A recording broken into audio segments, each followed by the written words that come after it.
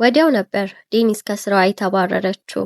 አሁን ከስራ ተባረርኩኝ ቆይ እሺ ከዛስ ምን ልሆን ነው እያለች ግን የኢራምን ልደት ረስታው ነበር።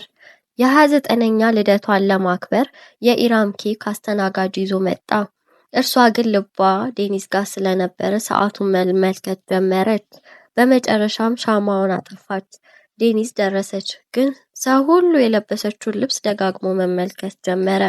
እርሷም ዝቅ ብላ መመልከት ትጀምራለች። ቆይ ምንድነው የሚል ጥያቄ በአይምሮ እየተፈጠረ ወደ ኢራም አመራች። አንድ ቆንጆ ወጣት ለኢራም የአንገት ሐብል ለስጦታ ይሰጣታል። ያደርግላት ሲል ዴኒዝ ኢራምን ጠራቻት። ዴኒዝ እያለች ኢራም መጮህ ጀመረች። ሐብሉን አድርጎላት ሳይጨርስ ዴኒዝ ያልሽኝ ልጅ እርሷ ናት እንዴ? ምንድነው የምትመስለው ባክሽ ብሎ አሾፈባት። ቆይ አንዴ ብላ የአንገት ሐብሉን አወለቀችው።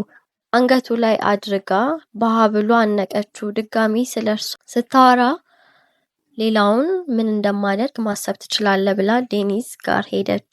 እየጮሁ ሁለቱም ተቃቀፉ። ዴኒስ በጣም እኮ ቆንጆ ነሽ ውዴ አለቻትና ግን ኢራም ልብሴ ግን ለቦታው ይመጥናል ብላ ጠየቀቻት። ያው ሁሉም ሰው በጣም ዘንጧል ብዬ ነው ስትል ዴኒስ ትጠይቃለች። የኔ ቆንጆ የኔ አማላይ ብላ መለሰችላት ኢራም። ለልደቷ የገዛችውን የሚያበራውን ቲያራ ለኢራም አደረገችላት። እንኳን ተወለድሽ ውዴ እያለቻት ነይ በቃ እንሂድ። ነገር ግን ዴኒስ በጣም ርቧት ስለነበር በልቼ መጣለሁ ስትላት ሂጂ ብላ ኢራምን መለሰቻት። ዴኒስ ከሁሉም አማርጣ መመገብ ጀመረች። እየበላሽ ግን ሰውን መመልከት ስትጀምር ሁሉም ሰው ይስቃል፣ ይጫወታል።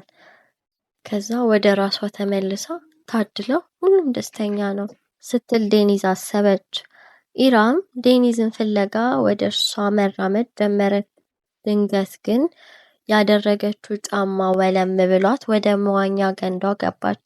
ዴኒዝም ደንግጣ እየሮጠች ስትሄድ ከኋሏ የነበረው አስተናጋጅ ገፍትሯት ዴኒዝንም ወደ መዋኛ ገንዳ ከተታት። ዴኒዝ አለች ለራሷ ከአድማስ በአሻግሬ ሳይ ህይወት ፊልም አይደለም። አይንሽን ግለጪ ዴኒስ እና እውነታውን ተጋፈጪ እያለች ደጋግማ ለራሷ ውሃው ገንዳ ውስጥ መንገድ ጀመረች። ዴኒስ ከመዋኛ ገንዳ ተስፈንጥራ ስትወጣ ሁሉም ሰው ኢራም ጋር ነበር። አንድም ሰው ዴኒዝን ለማየት የመጣ አልነበረ።